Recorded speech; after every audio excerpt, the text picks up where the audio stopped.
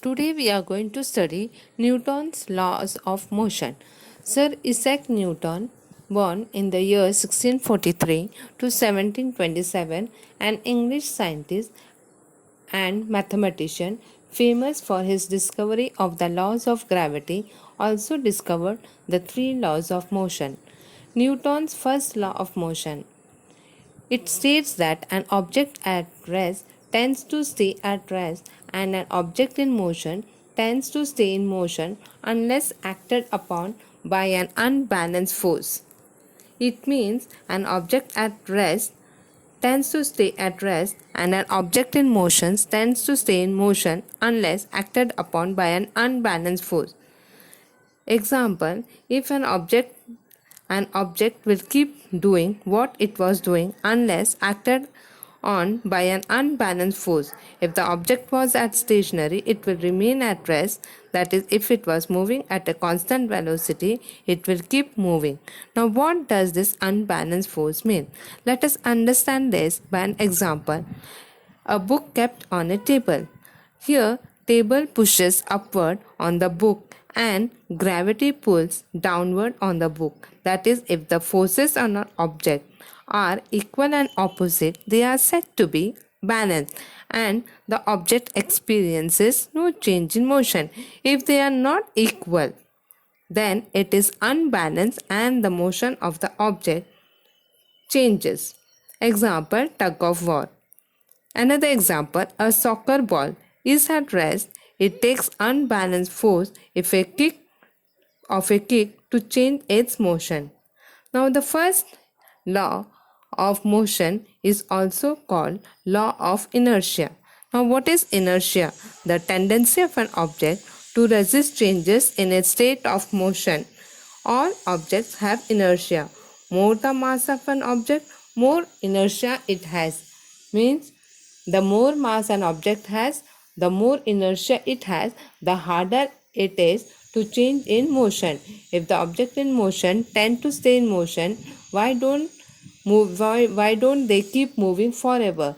Things don't keep moving forever because there is almost always an unbalanced force acting upon it. It also explains the unbalanced force which cause a change in the state of an object at rest or in an uniform motion. If you throw a ball upward, it will eventually slow down and fall because of the force of gravity.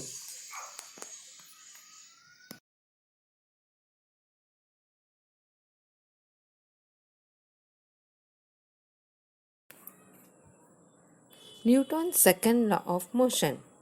Newton's second law of motion says force equals mass time acceleration, that is F equal to the product of mass and acceleration.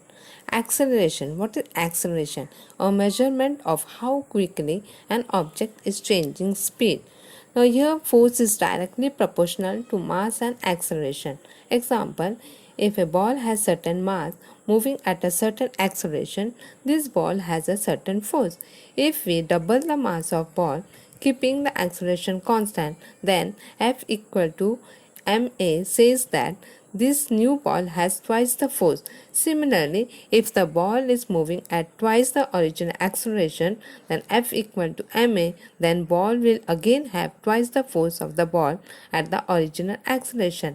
That is, if you double the mass, you double the force. If you double the acceleration, you double the force. Doubling the mass and acceleration quadruples the force. That is 2m multiplied by 2a will be equal to 4f. Now it states that the acceleration it states that the acceleration upon object is dependent upon two variables, the net force acting upon the object and the mass of the object.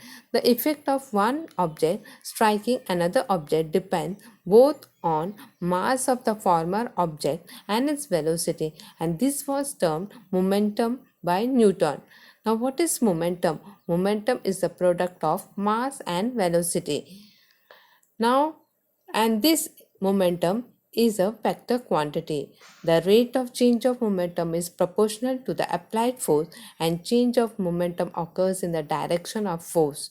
So, according to Newton's second law of motion, the rate of change of momentum is proportional to the applied force. So, F is equal to m, the product of mass and acceleration. Now, we shall go to the next law, Newton's third law of motion. Now, Newton's third law of motion states for every action there is equal and opposite reaction. Example, when you jump, your legs apply a force to the ground and the ground applies equal and opposite reaction force that propels you into the air. Now, these engineers apply Newton's third law when designing rocket and other projectile devices. Another example, when air rushes out of a balloon, the opposite reaction is that the balloon flies up. So, such a way, there are many examples. For example, if you are sitting in a chair, gravity is pulling you down in your seat, but your seat is pushing up against you with equal force. That is why you are not moving. There is a balanced force acting on you. Gravity, you and gravity pulling down your seat, pushing up. Example, firing of a rocket. Now, for force of action and reaction acts on different objects. They do not act on the same object. Hence, we cannot cancel each other's effect. Now, while walking, there is an horizontal force exerted on the ground by the person's foot. Horizontal force exerted on the person's foot by the ground. There are many more examples in day-to-day life, like a gun recoils and moves backwards when a bullet is fired. While hitting a ball with a bat, the speed of the bat decreases. And in this way, there are many examples of Newton's third law of motion.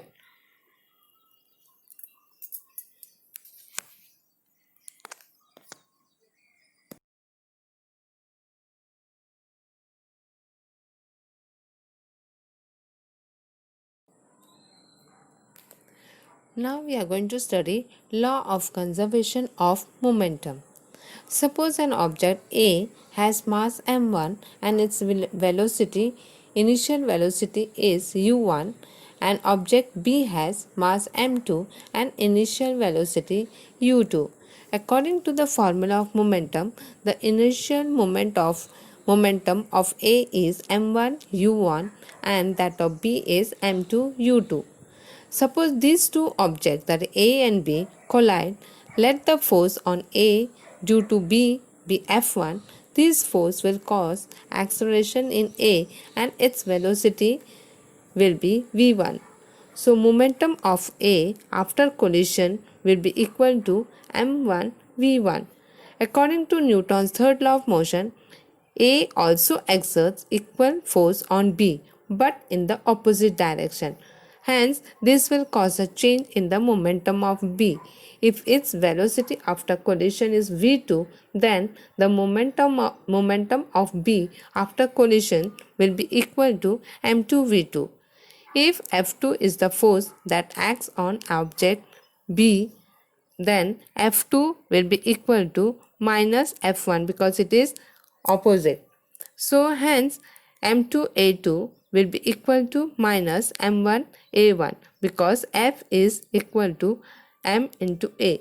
Now when you substitute the and solve it, you get as M2V2 plus M1V1 is equal to M1U1 plus M2U2. That is, the magnitude of total final momentum is equal to the magnitude of total initial moment. Thus, if no external force is acting on two objects, then the total initial momentum is equal to the total final momentum. This statement is true for any number of objects. When no external force acts on two interacting objects, the total momentum always remains constant. It does not change. Now, this is a corollary to Newton's third law of motion. The momentum is unchanged after the collision. The momentum gets redistributed between the colliding object. The moment of one of the object decreases while that of the other increases. Thus, we can also state this corollary as follows. When two objects collide, the total momentum before collision is equal to the total momentum after collision. In order to understand this principle, let's consider the example of a bullet fired from a gun. When a bullet of mass m1 is fired from a gun of mass m2, its velocity becomes v1 and its momentum becomes m1 v1. Before firing the bullet, both the gun and the bullet are at rest. Hence, the total initial momentum is zero. According to the above law, the total final momentum also has to be zero. Thus, the forward moving bullet causes the gun to move backward after firing, and this backward motion of the gun is called its recoil. And the velocity of recoil v2 is such that it is v2 equal to minus m1 upon m2 multiplied by v1. Now, as the mass of the gun is much higher than the mass of the bullet, the velocity of the gun is much smaller than the velocity of the bullet. The magnitude of the momentum of the bullet and that of the gun are equal and the directions are opposite. Thus, the total momentum is constant. Total momentum is also constant during the launch of a rocket.